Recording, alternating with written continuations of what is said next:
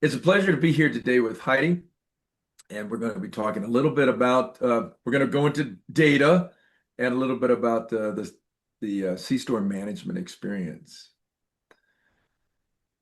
Heidi, tell me a little bit about how you got into the convenience business and the progress into the job of store manager.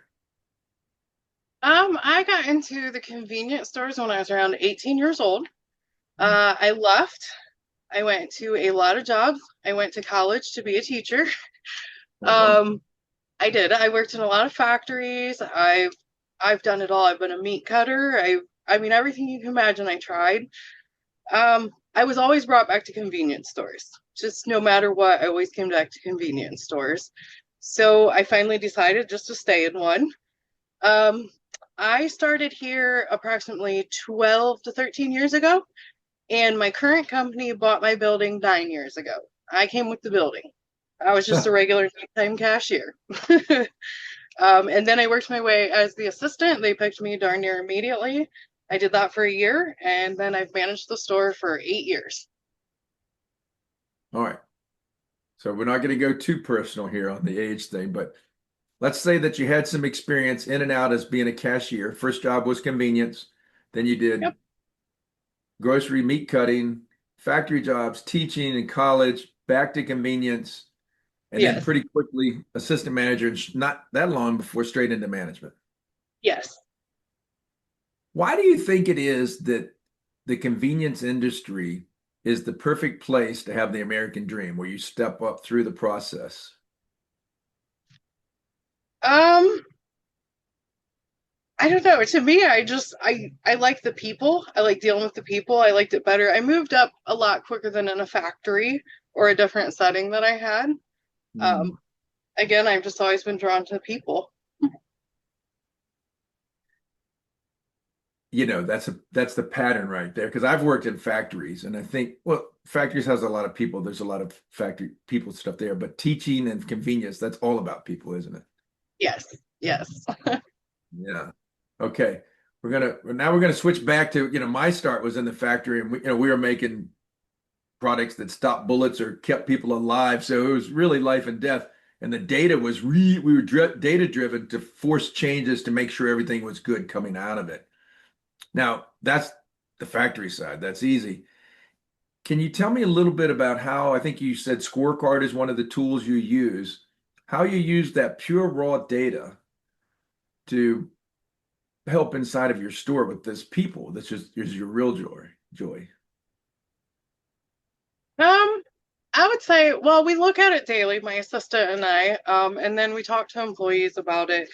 And it actually breaks it down to where I can see what is actually not selling the greatest at that time, whether it be in a novelty category or certain beer or, and it just shows us what we definitely need to be focusing on as far as numbers wise, where we could use the extra help to get the sales up. Okay, so it's a daily tool. Would you say when you're looking at the numbers daily, is this a long process, a quick process? How, is it Oh no. what point of the day? For us, it's a quick process. It's just something we check in the email every day and go through, and we more just look more for the negative at first. We focus more on that at first just to see what was down that day, and then we figure out why it was down that day if we can. And then we focus on the positive of what we feel better that day. Well, let me see if I understood this well. So it's a quick thing, and you do it actually with your assistant manager to get that buy-in there. And yeah, you got to go find the problems, and then you go back and find the good. So I think I know what you do with the problems. What do you do with the good news? We just celebrate it. We just say we did good. We do look to see why it improved, what we brought in, what's increased in those sales in that category, because sometimes we just brought a new product in that's definitely helping that category. And we know right off the bat usually. For instance, recently our beer sales, we brought in a certain seasonal beer because we Mm. knew it would up our sales. Okay, so now is this 30 minutes in the morning, 5 minutes in the morning? It's like 5 to 10 minutes. It doesn't take us long. Okay. We both been doing this for a long time. So But even though you've done it, see, this is the thing that I think we miss sometimes, right? That repetitive stuff, that habit that's critical. So you find the bad, find the good, fix the bad, and you said celebrate. Do I have those right steps? I'm going to jump ahead a little bit. Normally we talk about this at the end. So for your new manager that's coming in, is that a pattern of success? And I why? think it is. I think it is. I mean, because you're looking at what you can improve, what's going wrong, what you can bring in to help that. I mean, looking at each category breaks it down to see what you actually need to improve. So to me, it helps because sometimes there's categories I don't think about in here, like HBA or something. That's not something we sell a lot of. But if it's down so far, then that's something we can focus on why it's down. Like Dollar General open next door. What can we do? Hmm. Okay, awesome. So that's kind of the scorecard analysis. And then now back to the management side. We're going to follow up with two things there. Um, so even though it's the same check every day, because you're looking at the data, you're actually seeing changes daily. And I hope I'm not putting words in your mouth, but I think you're saying find it quickly, fix or praise. And that's the daily pattern. Exactly. Exactly.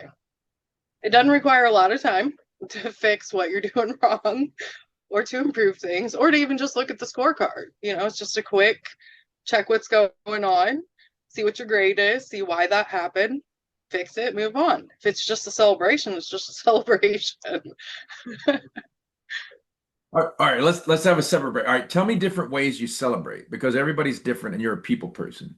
So, Um, we celebrate by pizza parties. We celebrate with gold star stickers because we're like little kids sometimes. I mean, we celebrate in every way in the store. Just and praise alone.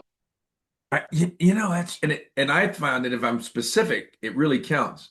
And I think I know just through this interview that there's this real hearty laugh and smiles. We laugh and smile a lot here, Tom. Happy I think people make a happy place. hmm, I hear you. I hear you. All right. Well, okay. So we talked about the pattern of a new manager, and you're using the data. Um, okay. And you said catch things early. Let's say despite maybe you went on vacation, maybe you just had a bad week. Who knows what the reason is? Something's gotten bad and we haven't caught it early. And you talked a little bit about the reason that maybe you're here is that it hasn't always been easy peasy at your store. Correct. So the alternative of small quick fixes frequently is big hard problems. Oh, yes. Yes. That's much easier to deal with. All right, let's reinforce that. So we want to get things easy, quick. It's better to have a nice routine. I'm just summarizing. Small problems are better than big problems. That is exactly right. And that's the reason for the daily pattern. Catch them soon. All right. Yeah. Now, maybe we're not as good. Maybe we're new. Maybe we got put into place. Whatever the reason, now it's bad. You said that you've had that. Now, what's the approach when you got bad morale and it's just tough? How'd you get through that? Well, first I had a meltdown. Been First I there, had a done that. meltdown. First the Yes. meltdown. All right, I'm writing that down. We First the had meltdown. Yeah, we had electrical problems, which caused cash register problems, gas pump problems, money. Couldn't find it. It was out in outer space. Took hours to find. We had lots of problems in here. So I again first had a meltdown. Then I Okay. reached out to every single person I possibly could, whether it was in my company, Marathon, our programming company, our back office. I took to my email, I took to my phone, I called anyone and everyone I possibly could until I got Okay. everyone's attention, Mm, until everyone pitched in to help me. mm, And it took about 2 years, and we're still slowly working on some issues still, wow. but we ended. getting engineers involved from every one of those companies to come to my store from different states and monitor what was going on. Huh. All right. So meltdown, reach out, engage, buy in, and then fix. Yes, yes. But the key in there is you have to have a great team that's willing to stand by you, Tom. Now that's what I wanted you to talk about. How do you maintain over a 2 year period teams? Because they can go get other jobs. They don't have My, social. yeah, sorry, my employees are all long term. I hired most of them because I knew them prior to this job. I either Mhm. worked with them at other jobs, so I knew how they worked, Mhm. or I knew them in general, or someone has to fit my personality when they start here. That's the only way to have a great team. I don't look at employees as bodies like a lot of people will. I won't just put a body in my store. We Mhm. all have to be able to work together. And while I was having my meltdown, they were consoling me, but they were also having meltdowns and I was consoling them, and Mhm. in the end we worked for a great company too who came in and said, please don't go anywhere. We appreciate all of you. We will fix this. So I don't know. It's just we all get along. We're like family here. We really are. I've babysat kids before just so they could come to work. I've taken kids to the movies of employees. I mean, we're like family, and that's the way you keep people, in my opinion. This is going to be redundant, but we've covered a lot of ground, so I'm going to come back specifically. So we looked at the pattern. You told me how small problems are better than big. You told me big problems approach. You talked about teamwork. Now I want to go back specifically. When your things are good and you have the teamwork and you're looking at the daily small stuff, how do you, I mean, you're the store manager and you work with the corporate people and you've got financial issues and all these drivers for you. How do you connect those problems to you've got a cashier that has a different set of goals than you. How do you put those two together? And management, how do you get that information out of them and make sure they feel fair and treated well in that process? We call this the personal goal alignment step. How do you approach that? Again, I have like a personal relationship with all of my employees. It When you develop a personal relationship, they're more willing to actually tell you what's wrong with them. I can tell when they walk through that door if something is wrong. But I also have that rule of I come to work for a vacation from my family and my kids, and I don't want to deal with it. So to me, I tell all my employees, this is your vacation. You're on a tropical island. Forget about it.